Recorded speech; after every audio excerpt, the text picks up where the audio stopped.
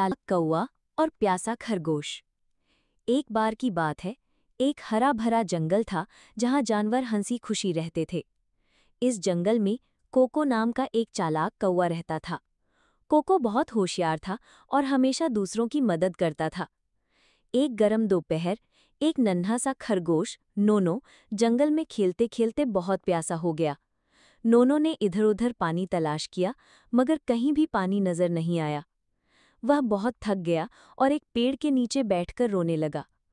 इतने में कोको कौवा उड़ता हुआ आया और नोनो की हालत देखकर पूछा, नोनो, तुम क्यों रो रहे हो?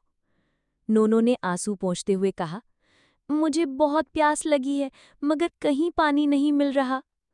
कोको ने मुस्कुराकर कहा, फिक्र मत करो, मैं तुम्हारी मदद करता हूँ। कोको उड़कर गया और थोड़ी देर बाद एक मिट्टी का घड़ा ले आया, जिसमें थोड़ा सा पानी नीचे जमा था, मगर नोनो की छोटी जीभ वहां तक नहीं पहुंच सकती थी। नोनो ने मायूसी से कहा, मैं इसे कैसे पीऊं? पानी तो बहुत नीचे है। तब कोको ने एक तरकीब सूझी। उसने पास से छोटे छोटे कंकड़ चुने और घड़े में डालने लगा। आहिस्ता आहिस्ता पानी ऊपर आ गया। नोनो ने खुश होकर पानी पिया और कहा, शुक्रिया कोको, तुमने मेरी जान बचा ली। कोको ने मुस्कुराकर कहा, दोस्ती का यही तो मतलब है, एक दूसरे की मदद करना।